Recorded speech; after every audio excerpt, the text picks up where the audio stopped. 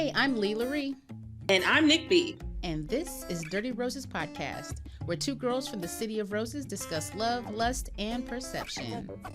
And we got two very different perspectives. That's right, because my girl Nick B is a long-term habitual dater. Oh, for real? That's what we're doing? I mean, girl, it's facts.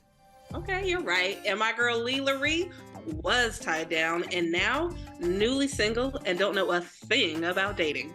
Dang, well, here we are taking our friends' dating stories and having real life conversations. Dirty Roses Podcast starts now. Hey, I'm Lee Laree. And I'm Nick B. And welcome to Dirty Roses Podcast. Today we are bringing up a topic that has been talked about, asked about quite a few times. And we actually saw another podcast that posed this question with a really great conversation starter. It's called Tonight's Conversation. So shout out to those folks who do that podcast. Love that show. They have some really controversial topics that I love to almost follow up on. I reshare their stuff a lot because it really drives some good conversations. Hence their title. But one of the things that they brought up was an episode where a young lady was asking a question and she had asked, will my boyfriend or this guy that I'm talking to, will he ever like me more than his girlfriend? And the guy's response was, hell the fuck no. He may like you more, but he does not love you. And he loves her. He's never going to leave her. Why in your thought process did you ever think that a man who was in a relationship was going to like you or love you more than the person he's with or chose to be with? And so it is a conversation that a lot of people have. And actually we're asked by a friend of ours to bring up this topic because a guy was asking, I am in a relationship and I was also dating somebody outside of my relationship, probably shouldn't have been, but the girl took it as, you're going to leave your girlfriend for me, or you're going to leave your partner to be with me. And it was one of those things like, he was like, bitch, why you thought that? And he's like, why would she ever think that? And he's asking me these questions legitimately, like, why would she think that? And it came to a point where it's like, when you're dating a person that's in a relationship, right? When you're dating a married person, a person in a long-term relationship, do you have an expectation that they're going to leave their partner for you? Do you have the expectation that they love you or like you more because they are willing to cheat on their person with you? Do you feel on a pedestal because they chose to be with you outside of their marriage? Like, what is the thought process? Are there roles that you're supposed to play that you should know about? So, Nick B, have you heard about this? Have you experienced it? Have you witnessed it where, like, a married man has hit on you, wanted to be with you? Have you dated somebody intentionally on accident, whatever, that was in a relationship? I have so many examples of this. So I'll first start by saying yes. Not only have I been in that situation, knowingly and unknowingly, I have a lot of experience, and I feel like in my early 20s, I know there was a situation where I had rekindled with a guy that I hung out with in undergrad. Okay. You know, he was never really my boyfriend, but him and I always kind of had that understanding that we liked each other. Okay. And so then after graduation, years has gone by, and when I say years, I'm saying maybe like 5 years at this point. So easily in my mid 20s now. And we rekindled, and at some point he did tell me, and now I reached out to him, by the way. It's not like he went out looking for me. I purposely went looking for him, but I had no idea he was married. Okay, gotcha. He did tell me he was married, a couple, conversations, messages back and forth. But, oh my God, so happy you're back in my life. I've missed you. I've always thought about you. All these things. And it was a little nostalgic. It was easy to reminisce on the good old days and fall back into those habits. Fall back into those habits, fall back into that feeling. And especially when you are no longer in the same state as this person, it's easy to forget that this person has a person. Gotcha. And, it's almost a out of sight, out of mind situation. Right. And from what I understood of the situation, he was unhappy. He was looking for a way to leave the situation, but you don't just leave marriages one day, right? Because you wake up and decide. It's a process, right? Not only an emotional and intellectual process, but a literal process through the courts. You don't just decide today you don't want to be married, right? And so I fell for the okie doke. I fell for the I must be the exception, not the rule. And I fell for the, he always liked me then and he still likes me now. And he actually flew out to where I was in Oregon. We spent a week together. Oh, wow. And his wife was under the impression that he was there on a work trip. He told me, he was like, well, this is what I'm going to tell her because I don't know how else to explain why I'm going where I'm going. Okay. It wasn't that I paid for him to come out. He paid for these things. So he needed a way to explain, but he didn't want to just tell his wife, hey, I'm going to see another woman. Right. But me, I'm looking at it as we are starting our relationship. And I wasn't very young-minded, not taking into consideration he hasn't closed this chapter Right. before he's trying to dive into a new one. But again, I'm thinking I'm the exception. Right. So, we have this wonderful week. We go around town. It's great. It's out of town love. Right. Right. Of course. Reality set back in for me when he returned, and I received a phone call from her out while I was at work. No. Yes. And so we had a whole conversation, and I felt like a complete ass. Absolutely I did, because absolutely I was in the wrong. I can take ownership for that. Okay. Essentially, he wasn't done with his relationship. So I'd take ownership for playing a part in that. And it was the last time that I ever wanted to be that person. I never wanted to be that girl. I'm not even going to sit here and say that he sold me wolf tickets that, we were going to run off into the sunset. I just wanted it to be what it was. Gotcha. And so, after talking with her, she's of course devastated. And I was truthful and honest with her. I didn't try to sugarcoat it and be like, no, I didn't know he was here. We never hung out. I didn't do that. I wasn't going to make her feel like she was crazy because he's telling her the version of the story he wants her to think it is. I was honest and I was truthful. And of course that resulted in him never speaking to me again. And, I was the one in the wrong, and you ruined my family. They're still together and married to this day, from what I understand. Of course. But how did you get your information? That is a great question. I believe at the time that she probably looked at the phone log. I'm sure they had like a, you could go back and look and see frequent phone calls. Yeah. Okay. And you start seeing this number that's repeated, and it's the same number. It's an out-of-state number. It's an Oregon number. And my husband just came back from Oregon, and who is this person he's constantly talking to? So I'm sure she connected the dots. Us women, we're not stupid. Right. So, she put it together, rightfully so. And so from that moment on, I knew I never wanted to be that person again. Mm-hmm. And yet I had found myself so many times caught up in a situation like that where going forward, I wasn't willing to be a participant of this, but I was kind of tricked into some situations. Gotcha. And I can talk more about that, but I'm curious, have you ever had anything like that happen to you? No, I was married for a long time, and I think I want to say I told myself that he had not stepped out, but I think looking back that there are situations where I'm like, I think he did. He's currently dating somebody who I think was a situation that happened during our marriage. But for me personally, like I think I get approached by a lot of men that are in relationships, and a lot of guys who had crushes on me from years ago, who have now known that I'm single and now are reapproaching me like, dang, I've always wanted to holler at you, I've always wanted to talk to you, yada yada yada, but they are now in relationships. And it's kind of like one of those things where it's like, well, I've been wanting you for years, so who cares about my current relationship? I still want you. And I'm like, but are you willing to leave that relationship to see if this is a thing?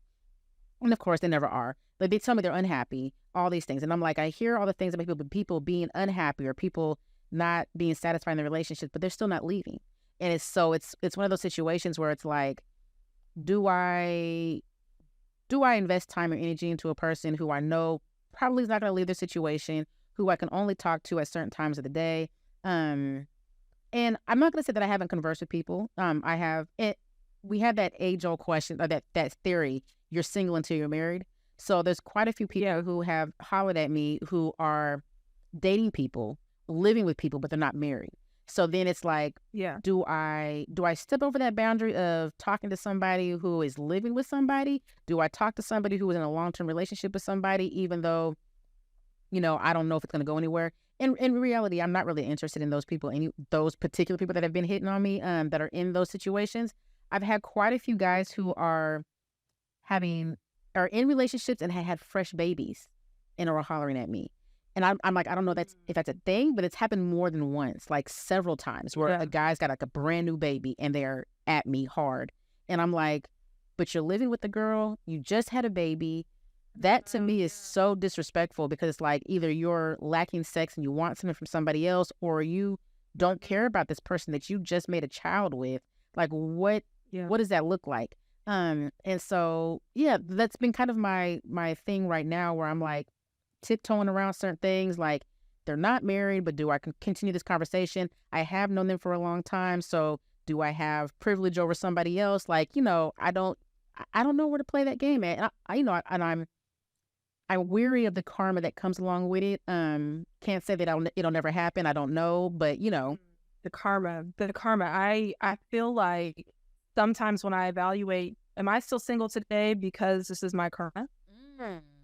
So I absolutely hear you on how karma weighs on our psyche. Right. Especially when I think about the situations that I consider myself kind of tricked into, but not, tricked into. Like, this one guy that I was seeing who told me that he had already filed for a legal separation. Oh, right. Okay. And so I dated him with the pretense that he's legally separated, therefore the divorce is just around the corner. Right.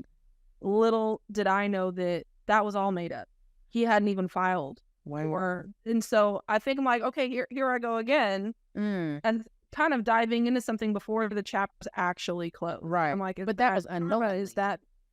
It was unknowingly. Yeah. But again, it's like, well, I did ask, are you divorced? The answer to that question was no. The answer that I got was, I guess, still me jumping the gun, in the sense that, he's still not technically married. And the point of going through the legal separation, that could still go either way. And you could decide that they want to go back to their marriage and make it work, or they could decide to continue with an actual divorce. But nonetheless, the chapter wasn't over. So I think about situations like that. Yeah. So then I wonder, then, is there a time frame? Like, do we say a hard stop at, if you're not divorced, it's a no, or if it's a separation, it's okay? Because I know people that have been separated for years who just haven't filed for divorce or haven't gone through the whole process. What does it make you wonder why, though?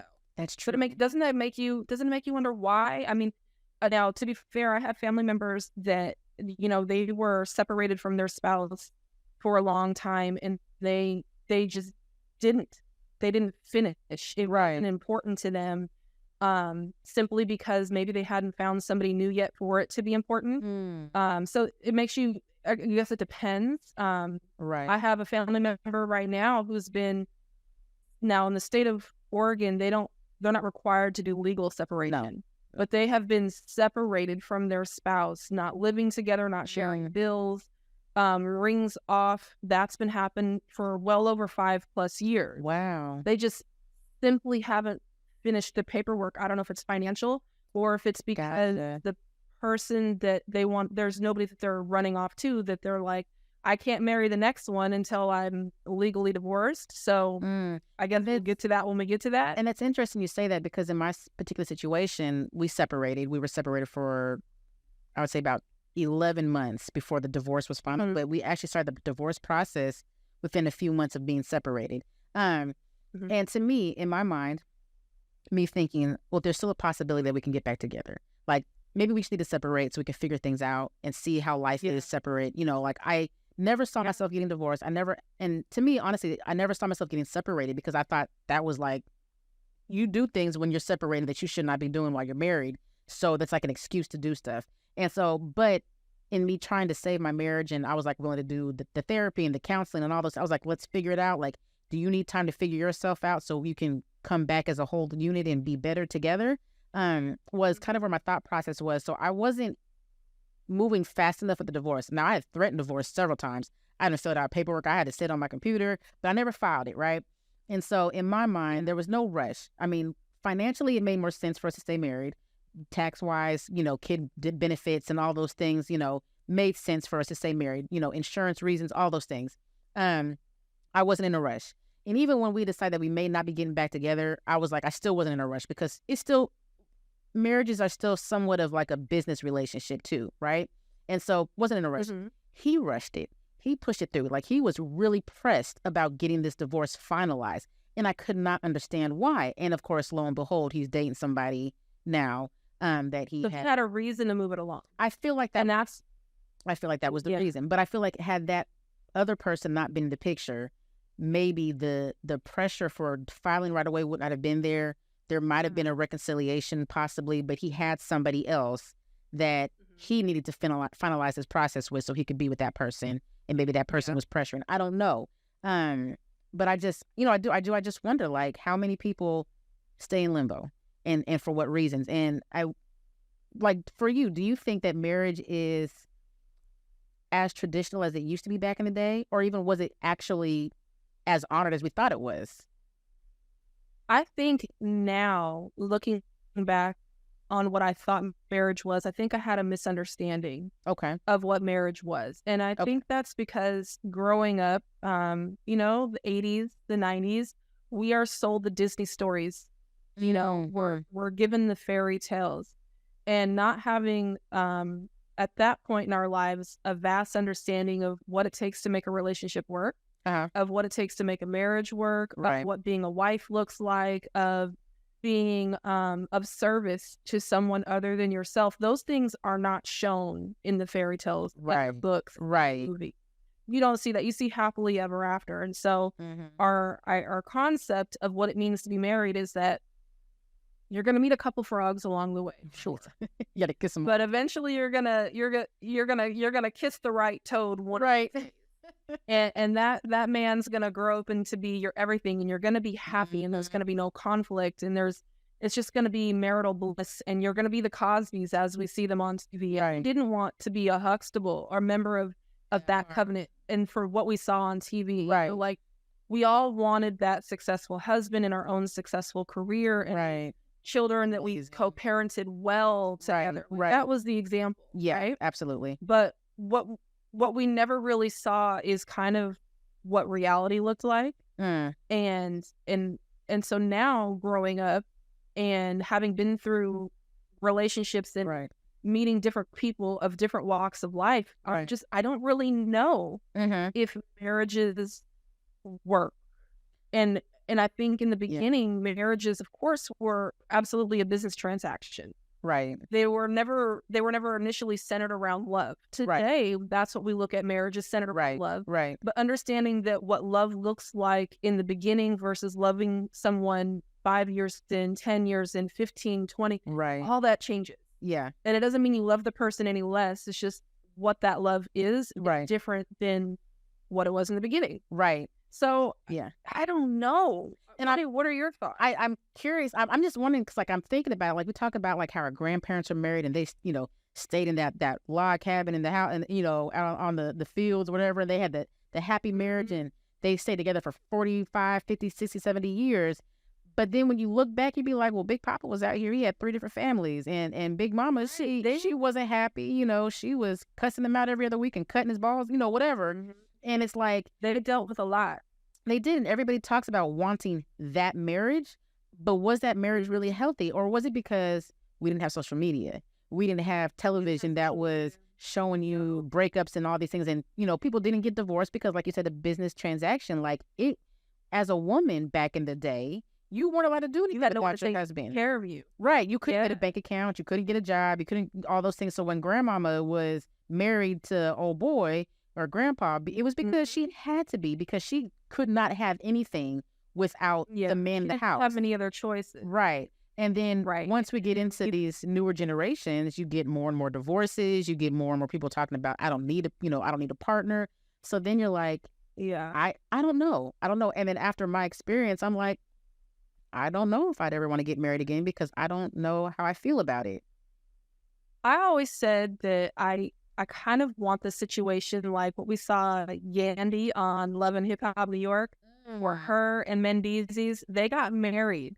They had a celebration. They had a ceremony. They got married in front of God, or I don't know if they were in a church, but they definitely had someone officiate their wedding. And they had this magical wedding only to find out they actually never signed papers. And what I liked about that is that they were acknowledging that at this point in their lives, this is who I want to be committed to. I'm telling all these people in front of them that I choose you. they're there to celebrate that love. I'm not even gonna say that they're just simply going through the motions, but they're absolutely going through the motions without having that legal bind to it, which takes a little bit of pressure off too. So that if you decide that, you know what, I no longer want to have this commitment to you, it's a little less messy. That part. I think they later did finally sign legal documents. Yeah. And I know that the reason they didn't sign in the beginning absolutely had to do with legal issues he was having. Right. So I understood that, but I kind of fell in love with that concept. Right. And, you know, people say, oh, you don't get married just to have the ceremony and to have the party. But I'm like, well, today, yeah, that's kind of people go into debt. Because, yeah, people are not. They're going into debt for weddings. Yeah, they are. They're getting married also for the wrong reasons. I think some people are getting married because they think it's the point in their life when they should be getting married, and this is, you know, the age that I'm supposed to have these things go through these motions. Right. And so I'm not opposed to meeting my someone, absolutely committing to them. But if we choose to not sign documentations, that doesn't mean I love you any less. Right. And I hear a lot of people say that it's just paper. It's not, nothing should change, but everybody feels like it changes once you sign that document. Well, you can answer that question, you know, from the day you signed your documents and being your ex's wife. Right. Did anything change for you? I think for me personally, nothing changed. It was still the same. The only part that got changed was the feeling that I couldn't just walk away. The feeling, it is. And it was the feeling of almost being trapped. Like, not that anything in our dynamic of our relationship changed. Like, we still did the same things. We still went the same places. We still interacted with each other the same way. There was nothing that changed with us. It was more of that feeling of what happens if things go bad and I can't just walk away. And as we grew in our relationship and as things and time went on, you know, you develop more assets together. You develop more things that have to be split. And it becomes real complicated to be able to just walk away. And I feel like that for me, and maybe for him too, because, you know, he talked about with me, we talked about this later, that he was nervous after we got married. It was like, dang, we did it. Like, now what? You know, kind of a thing. And he had nerves. He was nervous after the fact. Yeah. We didn't have a wedding ceremony. We were going to have like a small ceremony in his uncle's backyard. We went to the courthouse to get the paperwork, and they were like, hey, for $5 more, you can do it here. And we were like, all right, fuck it, we're going to do it here. And we just got married in the courthouse that thing. Pretty much. We're like, save us all the other troubles, you know. And while I say we lasted a lot longer than people who spend hundreds of thousands of dollars on their weddings, you know, it still didn't work out. So it did. I mean, at the end of the day, where did it, you know, it didn't guide us anywhere differently. Yeah. But I mean, then when you signed another set of documents, then ending. Yeah. And if we're really going to say that, oh, marriage is nothing, then I'm not saying you're saying that. Right. If the thought process is, oh, marriage is nothing more than some paper. On the flip side of that, now that you've signed paperwork saying you're no longer, how does that also, I mean, obviously you guys are in a different place, and it's not like you care for each other in the same manner, even if you may always love each other. You are in the role you played in each other's lives. Right. That same sheet of paper essentially got signed going the other way, and that's impactful. But why isn't it impactful when you sign it in the beginning? I think because you're in love and you're building, and it's exciting to go into something brand new. By the time that you're signing it on the back end, you now have developed a hate for this person. You dislike this person. You want to get away from this person. There's all the negative things where it's like, I resent you. You ruined my life. You know, now we've got kids, you know, all those things that is like, you got to sign this paper, and it's ending something that we started out as beautiful. And it's ending something, and we're ending on a note that we despise each other, that we now have to figure out how to live our separate lives, you know, that we didn't plan on doing. And now we've got to do it with kids, and we got to figure out how to raise these kids without impacting them negatively with our negative thoughts and our negative interactions. It's like a total, it's like the polar opposite almost. Like you're happy-go-lucky, and then you're like, I fucking hate you. Let's sign these paperwork, but I hate that we're signing these papers because I didn't really want to sign these papers, kind of a situation. So I felt like had we not got married, it would have been an easier split. I don't know if it would have been easier after all these years, because it's still, you're still like you're married. You know what I'm saying? Like in some states, like in Oregon, we have common law. In Alabama, there's common law. Some states they don't have common law, but here, you definitely can, be. I think Oregon has common law. Don't quote me on that. But in common law states, like you can have marriage benefits without being married. Yeah. So it still makes it difficult to split sometimes. When you live in common law states, but I don't know. I feel like, yeah. I was just going to say, kind of going back to our listener letter. I don't know if it was really a listener letter, Right. it was more of a listener interest. Uh-huh. They talked about the why does the woman think she why does she think that yes, and I'm curious, like, what advice, especially coming out of a marriage, would you give to another woman who thinks that she has a place essentially in your marriage? I mean, I might be a bad example because that he's I was like, I might be a bad example because apparently the woman had a place. But I feel like in most scenarios, and even like in the situations the examples that you gave, right, where the guy told you he was separated but really wasn't, and I think you've told this story before, like where they renewed their vows and everything, right? So I think 2 different guys, but yeah, I'm telling you, it's like it. But I think the advice is that you are not the wife. You are not who he chose to be with. You are who he chooses to be with to escape a temporary discomfort in his marriage. So you are a temporary satisfaction in a permanent place. So he's married. He's gonna be married. He's gonna stay married. Especially if there's kids involved or other things that. Yeah.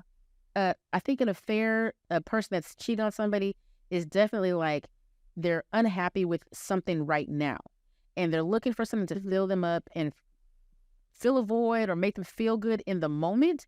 But they're always going to go back to the long-term love that they had for that person. And so I say for women, maybe even men, I don't know how men feel when they're messing with a married woman, but as a woman, like you always say, women want to be the exception and not the rule, right? Like they want to be the one that says like, he's unhappy in his marriage, so he came to me and I'm going to give him all the things that she couldn't. Not really. You know what I'm saying? You're going to give him sex. You're going to give him some attention. You're going to give him some time. And then he's going to go home. And he's going to feel filled. He's going to feel like he feels happy. He's going to take that happiness that you gave him and give it to his wife.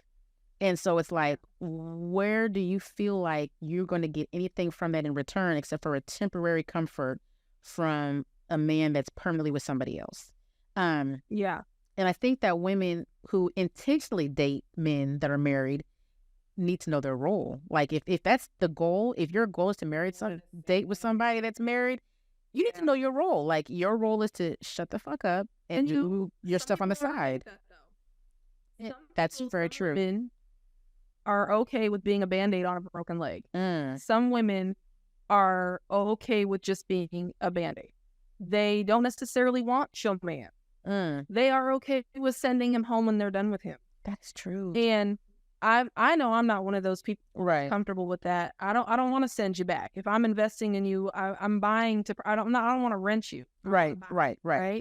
And but I mean, there are some women who are in stages of their life right now where they're saying, you know what, it's not my responsibility to manage your relationship. And I know that me myself, I've seen myself in situations where I felt that I cared more about the sanctity of their relationship than the man did. And then I think back about it, it's like, is that my place? Is that my whose responsibility is it to I believe it's ultimately his. Okay. Or whoever is married. Right. Okay. Where yes, the single person that's playing a part in the relationship, karma will come back to get you. Right and wrong. We're not kids in that regards. But if the person in the relationship doesn't respect their relationship, is it the responsibility of somebody else too? I mean, that's a solid question. Yeah. So remember during our episode of Friends with Benefits, when our guest had shared the story about she was messing with a guy and his girlfriend walked in, or the other woman walked in, and the other woman, we don't know what her role was, right? But she was another woman, and she said that she did not owe that woman any loyalty or she was not responsible for that woman. He was. And so while the woman walked in and tried to, engage with her, she was like, I don't owe you nothing. You talk to him. Yeah. So Exactly. while, that makes sense, it's like, I don't, like, not I, but the outside woman or the outside person does not owe the non-cheating spouse, the marriage. They don't know that thing any responsibility, but is there a level of morality or a level of something that they owe just in general to be like, I'm not going to do that to another person's relationship?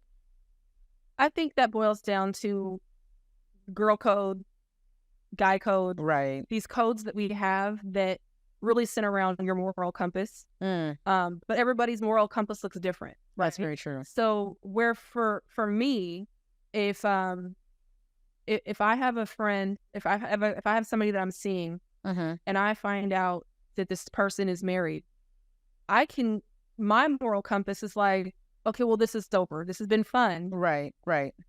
I think you're cool. Right. Hit me up if you ever find yourself single. Right. And so that's my moral. Actually, I wouldn't say that if you ever find yourself single, because now I know because you're a cheater. Right. Because you're so don't hit me up when you become single. You're kind of a piece of crap. Unless it's a good fuck, and that could just be a hookup. If they're single. Yeah. You're like, no. Hard to say. My moral compass is all over the place sometimes. But yeah, it really does boil down to your personal moral compass. Right. I do not believe that it is the responsibility of the single person to manage how the married person chooses to manage their married relationship, their marriage. Right. But you would hope that your moral compass would say, you know what, I can empathize. If he would do this to her, the person he chose to take vows with, the person he chose to spend his life with, if he's willing to do that with someone he loves, what is he willing to do that to someone that he just likes?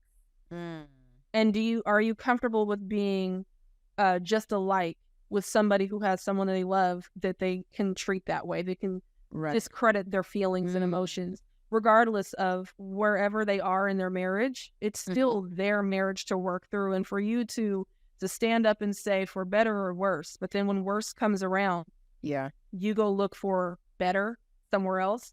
Is that really the stand-up guy that you hope to have in your current situation? For me, that answer is no. So then we say that, but then, okay, so there's no loyalty, there's no responsibility on the person that's outside the marriage. However, does that person have the right or the flexibility to then speak up, want more? What is that? What's the rule then? Because I don't owe that person anything. So should I be able to demand stuff? Should I be able to demand more time? Should I be able to demand that you see me more than the other person? I mean, you can always make demands. That doesn't mean they're going to be met. True. You can always want. You can put down your Christmas list. It doesn't mean that's what you're gonna get under the tree that year. Dear Santa, please be like better. Dear Santa, can you please make it so my boyfriend doesn't see his wife and kids as much? Because I wanna spend time. I wanna go on trips. I wanna go on. I'm gonna go to the Tillamook Cheese Factory. Why would the Tillamook Cheese Factory be the destination for your cheating affair? Please take me to the cheese factory. Blow holes in my Swiss. I want your cheddar in my bay. I cannot. Go ahead and give me that charcuterie board. I heard they make pepperoni sticks too. Why are we like this? But no, seriously. Okay, so with that being said, and we've had conversations with other guests, like, does the person who is the non-cheater in the relationship have an obligation to try to fix or fill the void that the cheater person was filling with the other person? Like, if they're going to stay married. Okay, so for a married couple, right? And we'll just say this first. The guy's cheating, right? He's cheating because he's unhappy. His name is Peter. Okay. Peter cheating on Peter. Jane. Is cheating on who? Jane. Peter is cheating on Jane. Her name. Gotcha. We're going to call him Peter the cheater. But what will her name be? She got to be something better than Jane. You know what I'm saying? Because I see why Jane's getting cheated on. Because she plain. Jane. She plain. So what we call her? Because she plain. No wonder Jane. Bonquisha. Peter the cheater. Bonquisha. Come on, Bonquisha. Yes. You cheated on her because he can't spell that. That's why I would cheat on Bonquisha because I don't know how to spell my wife's name. Okay. And we call her. Let's just call her Kiki. Do you love me? Are you riding? Her name will be Kiki. Kiki. Okay. So Peter's cheating on KK with Jane. With plain Jane. With plain Jane. Try again. With Bonquisha. No. Fine. Because he can't spell our name anyway. Right. You don't care about her. Okay. Peter is cheating on Kiki with Bonquisha, right? Yeah. Peter is cheating on Kiki because she doesn't give him enough attention. They're not having enough sex. He feels like she emasculates him, whatever. He goes to Bonquisha. They have frequent sex, or every time they see each other, they have sex. Bone. I can't say her name is Bone. Right. I can't say that they're having frequent sex because, again, you only see them when you see them. So when they see each other, they have sex, but it's not frequent because it's only when they see each other. But they're having sex. She's making him feel good. She's boosting his ego, all these things.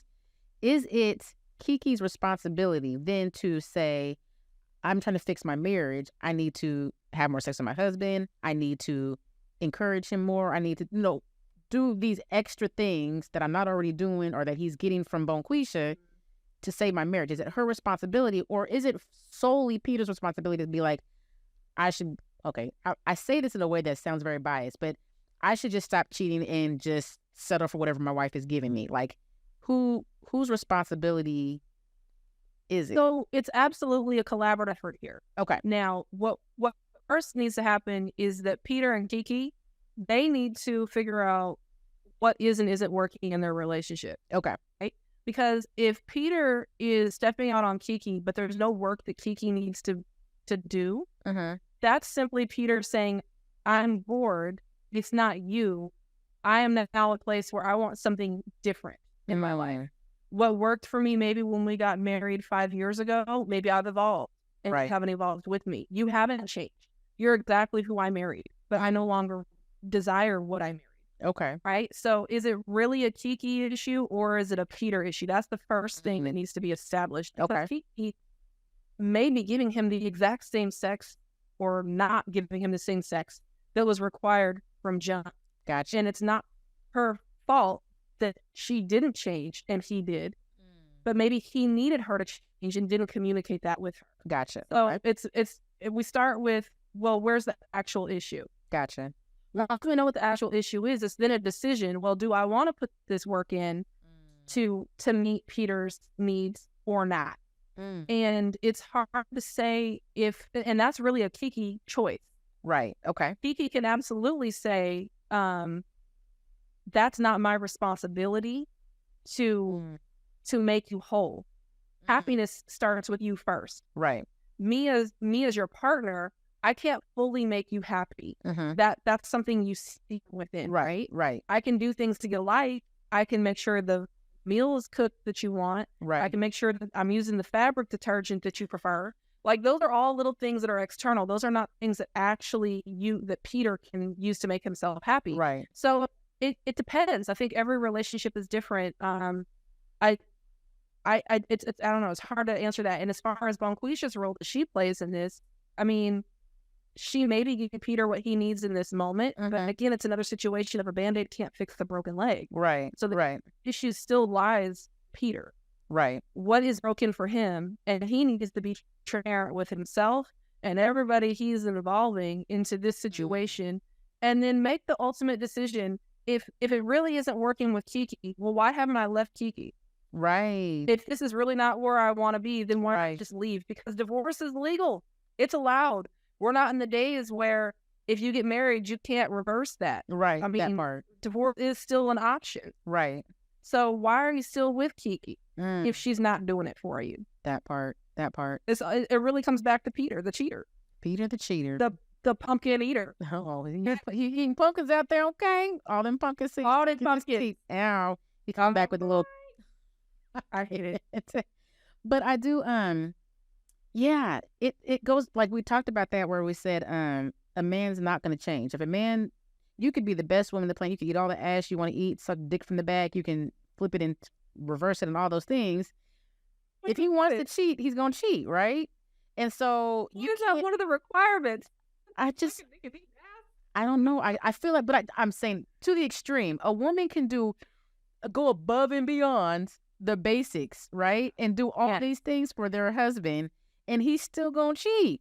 Maybe he didn't like the way you flicked your tongue on his booty hole, and he want the way that Bokisha Why are we still it. eating ass? I don't know, because it's like the new thing nowadays. People eat it. Because Nicki Minaj is doing it for Cardi B. Hey, the song is out right now that everybody's playing. I don't know. I feel like every song talks about eating ass. Hey. Okay. I should not jump in on that one. But what I'm saying is, I said it to say, he gonna cheat if he want to cheat, right? No matter what you're doing, no matter how good you're doing it, no matter how good of a woman you are, or how good of a sexual partner you are, a mother, all those things. If he wants to cheat, he's gonna cheat. And like you said, it's a Peter issue. So, I just, I don't know. I don't know. I feel like you have to, like, there's a lot of decisions that have to be made. Peter has to decide if he wants to stay in a marriage where he's not happy or fulfilled. He has to decide if he wants to keep lying to his family. She's got to decide if she wants to keep accepting these lies or try to work on some stuff, or if he wants to work on stuff. And it can't be like when you decide you want to work on something, it can't be a one-sided thing. So maybe Kiki's like, I want to fix this. Let me hop up on the dick and do a hand split, or a hand split. I don't know what the fuck that is. Why is it got? Because I feel like men cheat, it's always sexual. I don't know why. I feel like when men cheat, it's always sexual. I don't know. Okay. I will use another example of this guy who I met back in 2015. Okay. At I think it was a Christmas party. Okay. Never knew him. Still don't really know him to this day. But it was one of those moments where we saw each other from across the room and we caught each other's eyes. And eventually throughout the night, we mixed throughout the crowd until, we're both reaching for the same chip. We finally kind of found a way to bump into each other. Okay. Both physically found each other attractive, and it was like, hey, what's your social media? So we started following each other on whatever platform. And, that was the end of it. Great night. So good to meet you. And I'm thinking, oh my God, he's amazing. There's like this chemistry. He's like chemistry. And so, fucking hate science. And so we fast forward. I think we start inboxing each other and find out that he's married. And so I was like, well, that's a bummer. I was like, obviously this wasn't a question I asked you. I didn't even notice, if you were wearing a ring or not. That'd be kind of neither here nor there, but bummer. Nice to meet you, and that's kind of it. Okay. For me, it's like, it was really good to meet you. I didn't realize you were married. I hope that I didn't create any kind of disturbance in anything. Right. But to this day, this individual still meet for coffee. I would love to see you again. I just want to hug you. I just think you're this. And now, mind you, this has been going on at this point for at least 8 years. Oh, wow. I've never met for the coffee, never hung out in person. In the beginning, it was like, you know what, you're cool. You're a nice guy. Man, I wish you had a twin, because all these things I like about you. However, you're married. And so there's that. Right. Now, in this relationship, I don't know what their issue is. Because I don't care to ask. I don't know why it doesn't work for you. It's not for me to figure out. But obviously, in all these years, something still hasn't been figured out, because you still will occasionally check to see if my availability light is on at 1 in the morning. Hey, I see you're up. How are you? Right. I'm not. Bye. Good night. Wow. And so it's just, I don't know, but it's really a matter. I wonder if things like that are more of like primal needs. Like, I need to chase. I've caught my wife. I no longer have to chase her. So then I enjoy this chase of trying to get something new. And maybe when he catches it, like, not that he would catch you, but like if a woman was like, okay, yeah, let's do this. And then it's no longer the interest there, because the interest was the actual chase. The part of seeing if I still got it kind of a thing. The whole, the stroke my ego, because I've caught my wife. We've been together. She doesn't feel that need of me. What do you feel defeated though? I'm curious. When you guys feel I didn't win this one because it's been 8 years of no. That's what I'm curious. Like, if the attraction is the chase, is the game ever over? Like, when we think of a video game, if you didn't defeat King Koopa, I don't know. That game is over. Me and my best friend, we played Donkey Kong until we beat it, and it wasn't over until you conquered it. Like, you know what I mean? Like, maybe there's never an end until you actually get. But once you beat it, did you go back and keep playing it? No. Or is the draw still the same? No. Right. So it's because you defeated it. Yeah. Not because you got defeated. Okay. Right. Yeah. I don't know. This is just throwing that out there. You know, maybe that's the situation, the scenario. We don't know. We don't know what's in men's heads. We don't know. We would love to get some men's input. But I wish we could get a man on here to talk about why he cheats on his wife. Men, you listening? We will hold another episode. You tell us why you cheating on your wife. Period. But I'll say, I had a whole story and I was gonna go somewhere with it, but I forgot it. Damn. But no, I do agree that there are some men that need affection, that need a different level of intimacy that they don't get from their wives, and maybe that could be because there are changes in their marriage or in their wife, and they just don't acknowledge it. I know I had one person that I had talked to before, and his wife had a baby, and she changed. Her body changed, her hormones changed, her level of irritation changed. She had postpartum depression. There was a whole bunch going on with his wife. And rather than saying, I hate who she's become because she's a totally different person and I don't like it because she wasn't pleasant, and going out and cheating, he acknowledged and researched what was going on with her, and then developed things that he did for her differently to make her feel better. And so I wonder, is it a matter of people just being lazy and not identifying, like, things happen, you know, to a person because of environmental situations, because of, you know, having kids, job stresses, all those things. Get that water bottle and squirt that cat, girl. That sounded so nasty, didn't it? It did. It did. Yeah, y'all forget Nick B's got cats, and one of her cats loves to be on our podcast. I love Smoke Dog. Well, right now he's being super cute. He's like doing a little cat thing. Cute. I see. He is. He's doing a cat thing. When we talk about ratchet ass stuff, that cat turned ratchet, and then when we talk about healing and being positive, he's like, okay, we're cool. Let me be calm. But no, but I do wonder if what level of effort are people willing to put into identifying changes in their partner and helping mend those changes, work towards those changes, adjusting to those changes. Yeah, I don't know. That's absolutely tough. I think that also comes back to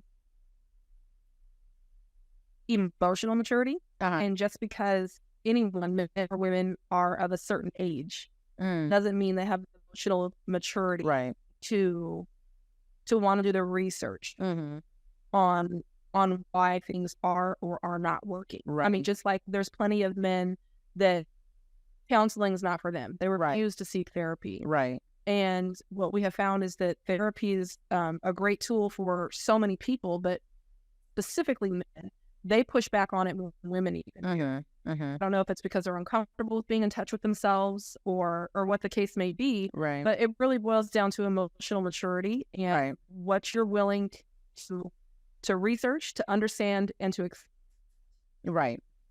And, you know, because there's a lot of self-reflection. Yeah. And a lot of people would rather not be the problem. Somebody else is the problem. They'd rather be the victim. That's true. I do know that in our separation, when we were separated, I was highly encouraging my ex at that time to seek out therapy. There were things that I recognized in our marriage with that person that I knew he needed to address that was impacting our relationship. And during our marriage, he was so anti-counseling therapy. He did not think anything was wrong with him. He felt like he has dealt with everything because he was okay with it. You know, it didn't make him cry when he thought about traumas that he experienced in his life. So it wasn't one of those things that he felt like he needed fixed until we got separated, until we got divorced, where he was like, okay, well, here's the things that was wrong with me. I'm working on fixing those things. In my head, I'm kind of like, well, fuck you for not doing it when we were married, but whatever. But I do think that independent therapy, counseling, life coaching, work on yourselves independently is so important in a marriage, because you can't be a collective unit. You can't know what your triggers are. You can't know what things that make you unhappy and how to handle those things without just giving up and doing stuff outside your marriage, without addressing your own traumas and triggers and your own healing process I think everybody has things from their childhood that they need to heal from. Advice that you might give to a couple who is married. Would you recommend that they do therapy counseling or couples therapy counseling? You know what I would recommend? There are problems. I would recommend, if you have the option to do therapy, marriage counseling, whatever, prior to getting married, if that's still an option and it's on the table right now because you're not married yet, definitely do that, because you're going to be able to communicate things with a third party in there that's going to ask questions that you might not have thought to ask. You're going to identify ways to communicate, ways that you're going to also identify how each other communicate, because you're in there talking about things that you don't necessarily talk about just independently of a third person being there. And you're going to see how your partner handles tough topics, or how they handle being able to communicate things that are difficult. You're going to see that prior to getting married, and you're going to get tools that are going to help you address those things when it happens in your marriage. Now, if you are already married and you have not done counseling, I highly recommend seeking out marriage counseling when you're in a good space, because why wait till there's a problem? When you're having a problem and you go to therapy, you are looking for another person to validate your feelings and not to actually help you heal. And I think when you are in a good space, I say it's being proactive. It's not because you have an issue. It's because you're like, hey, we're married. We know that at some point things are going to get difficult. We know that we're going to change as people in a marriage. So why not go and have this talk with somebody so we can identify tools that we can take with us in the event or when stuff gets tough, because stuff is going to get tough. So I recommend seeking out. I think it's good to just do it. Like, not when things get bad, but when it's good, because you're going to have an open mind. You're not going to be coming from a different place, because once things get bad, you're going to be talking over each other in therapy. You're going to be looking for the therapist to be on your side. You're going to feel mad when they don't agree with you. You're going to feel some kind of way, and it's not always effective when you're arguing or when you're in a bad place. However, you get to a bad place and you want to work on your marriage, that's the key thing too. You have to want to work on your marriage. If you get to a place where you guys are in a bad spot, you guys are not getting along, you guys are not communicating, you're sleeping in separate rooms or whatever the situation is, and you decide to go to therapy, it only works if you guys both want it to work. If one person's going just to appease the other person, it's not going to work. And so so it sounds like you're saying it's ideal to be proactive rather than reactive. Absolutely, because reactive is you get to a place of dissonance, you get to a place of resentment, you're angry, you want to be heard, you want to be validated, and everything that a person says to you, you're going to be defensive to it because you feel right, you feel unheard, you feel like this situation is not my fault because I've done X, Y, and Z and they haven't seen it. And so you're not coming from a place of let me hear what my partner has to say. Let me validate how they're feeling when they're angry at me right now because I'm angry and I need the validation first. Like, it's just a totally different space that you come from when you're upset rather than when you're like, I want to be proactive. It's just like at work. Like, when you have a work conflict that, you have a situation, you got to go to HR. You're like, damn, I want to validate my point. I want to make sure that you hear what I'm saying so I'm not wrong. Like you said, nobody wants to be wrong in the situation. So, having those tools and trainings from work, work sessions and all those things before shit hits the fan is always better than doing it afterwards. Exactly. Yeah. Well, I hope we answered the listener questions or points today. I think so. Yeah, I think knowing your role. If you're going to engage in a relationship with somebody who's married, know your role.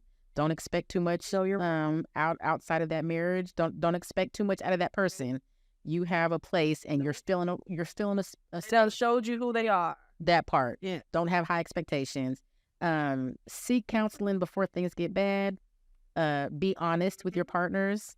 Ask yourself why you even want to entertain someone who's in a relationship. Right. Why? Why are you entertaining that? Why are you entertaining that? Why are you being entertained? Yeah. Like, if your goal is to have non-committal relationships, why not seek out somebody who's not in a relationship to just have a non-committal relationship with?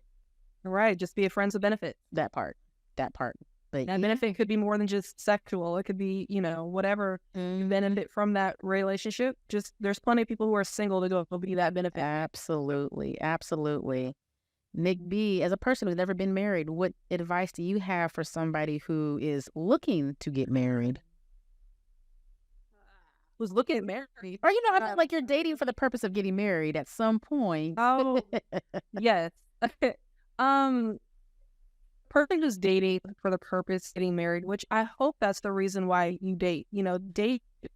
I think people have a misunderstanding of what dating is. They think that dating is just because you want to be on a continuous something with somebody. I don't know, but I try to tell people that it's okay to date, and dating doesn't make you committed. But the act of dating is to figure out what you like and what you don't like in somebody. Right. Take the time to date someone and to learn them before deciding someone you want to like commit to. I always ask the person I'm seeing within the first week to 2 weeks of vetting them, of getting to know them, how single are you? Single has different levels to it, right? Right. And does anybody else think that they're in a relationship with you? Right. That sort of thing. And the level of how single are you is a very interesting question, because there is single and I'm not seeing anybody else. There is single because I just ended a relationship last week. Still not quite single. There's still a lot of loose ends to that. Yeah. There is single, but I have a baby mom she is working on getting back together. You know what I mean? Just because I'm not doesn't mean she isn't, though she's a factor. And so it's like, yeah, how single are you? And I found some people are not single at all. They're like, oh, not only am I not single, I'm actually married. That part. So asking a really black and white question. Yeah. Don't ask questions that allow a lot of essay and room for gray. Right. Are you single? Yes or no? That part. That's really important. And date. It's okay to date. It's okay to be a bitch later. That doesn't mean that, there's anything wrong with dating. Yeah. I love it. I think we should continue this conversation on social media. We asked a couple questions on how do you know if your spouse is cheating on you. So I would love for our listeners to chime in on that. But Nick B, how can they find you?